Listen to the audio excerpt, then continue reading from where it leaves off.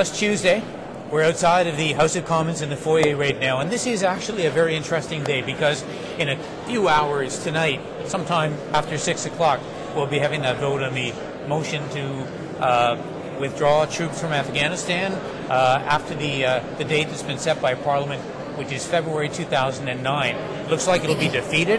It's a Liberal motion, but I want to thank everybody in the blog over the past few hours. You can have a look at the comments, but you've been absolutely flooding the blog with your opinions on this, pro and con. It's been a very, very educating debate, and I've been able to show a number of my colleagues in the House of Commons the comments that you have given, so thanks. Fabulous. Now, we're going to move to income trust because this is an issue that's not going away anytime soon, and hopefully will last right through to the next election when voters will remember that Mr. Harper promised never to tax income trusts and, of course, did it. Now, the lead crusader on this battle has been John McCallum. And John is, of course, the finance critic with the Liberal Party, and he's been carrying the freight on this, architect of the Liberal policy to reduce the tax from 31% to 10%, which, if the Liberals form the next government, I have no doubt will happen. But John, you had a town hall meeting on Bay Street Friday afternoon. Tell us what happened. Well, it was a great meeting. It was the old stock exchange, the design exchange. We had just over 200 people. A good showing of some politicians, but mainly investors, people who work on Bay Street, people who lost money from income trusts. And it was lively. It was well reported. We had Seymour Schulich there, and he said he was mad as hell. And so it was the second in a series. I did a town hall in Calgary the previous week, which went great. So you're absolutely right, Garth. This issue is not dead. If anything, I sense it coming more alive because all of those energy trusts being bought out in Alberta. And you know who's buying them? Pension funds and private equity companies which don't pay any tax. That's right. So much for tax leakage. So much for tax leakage. So much for fairness. When ordinary Canadians can no longer benefit from income trusts, but you have deep pockets, and you can buy the underlying asset yourself, like you're a pension plan or a private equity group, it's open season. Now, many investors will want to know, John, if there's any hope. I mean, some people have been saying, can the income trust part of the budget be hived off for a separate vote? I don't think the minister of the government's going to do that. Is there any hope at all for these folks, or they just got to bite the bullet and wait till the next election?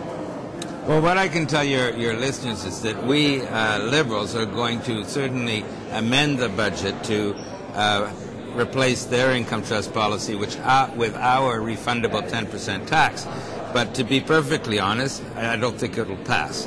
So I think that probably the government budget will go through, but we are continuing to fight it in cities across the land, and we're absolutely committed to our own policy of a 10% refundable to Canadians tax. Experts say that will bring back 2/3 of the lost value, but to be honest, I don't think we have the numbers to defeat this government on that in the budget, so I think it'll turn out as an election issue. All right, the other point, of course, that you brought up in recent days has been the provision in the budget, not noticed by a lot of people at first, which denies the ability of Canadian companies to write off the interest on money they borrow for foreign expansion. Absolutely. It sounds a bit erudite, but actually it's a pretty fundamental tenet of business, and we're now out of the mainstream with many of our competitors. Explain why. Actually, this is not necessarily obvious issue to many Canadians, but it's huge.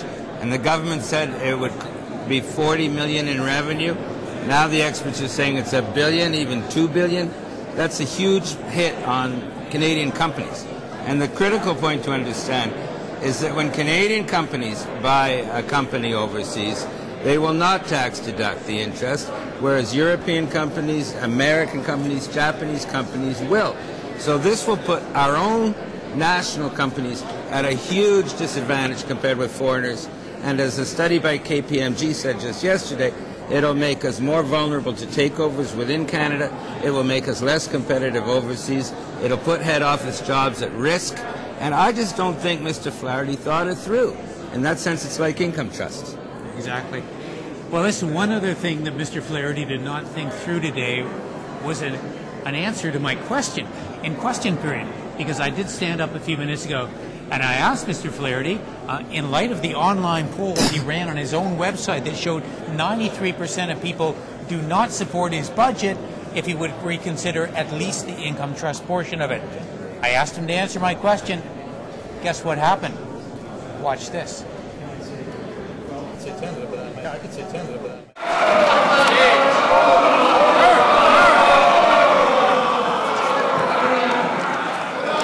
Order.